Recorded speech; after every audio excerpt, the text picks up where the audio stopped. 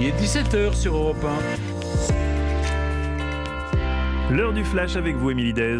Bonjour Mathieu, bonjour à tous. Aucune voix ne peut se porter sur Marine Le Pen. Son projet politique et économique nous conduirait au chaos. Le message du président Les Républicains Christian Jacob.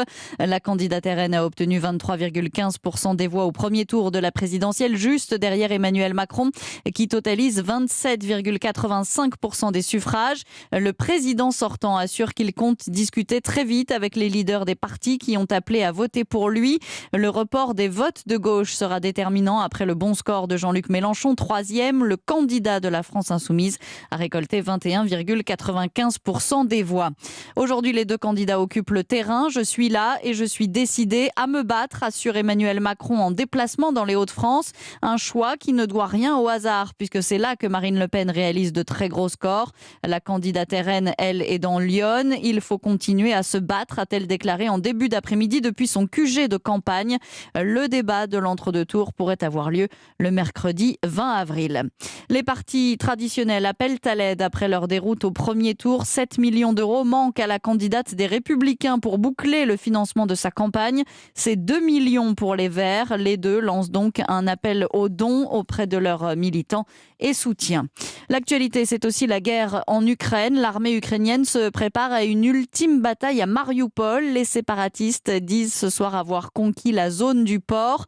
Le président ukrainien a demandé aujourd'hui à l'Assemblée nationale de Corée du Sud de l'aider à combattre l'invasion russe en lui fournissant des équipements militaires, des avions aux tanks. Dans le même temps, de nouvelles sanctions contre la Russie sont discutées aujourd'hui à Bruxelles. Les ministres des Affaires étrangères de l'Union européenne pourraient également valider le déblocage de 500 millions d'euros supplémentaires pour financer et livrer de nouvelles armes à Kiev. Et puis c'est une première depuis le début du conflit. Le chancelier autrichien rencontre cet après-midi Vladimir Poutine. Ils sont actuellement dans la résidence du président russe à Moscou. Le dirigeant autrichien tente d'obtenir des corridors humanitaires.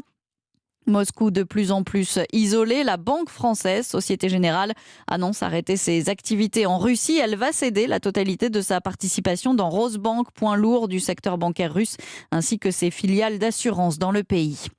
Vous pouvez de nouveau déclarer vos revenus en ligne. Le service est rétabli. Il avait été suspendu tout ce week-end après des erreurs de pré-remplissage des déclarations, notamment pour des professeurs. Et puis un mot de météo. 2 départements du sud-ouest, le Tarn et la Haute-Garonne, sont en vigilance orange au vent violent. De fortes rafales de vent d'autant sont prévues dans la soirée et la nuit prochaine, avec des pointes à 120 km/h localement.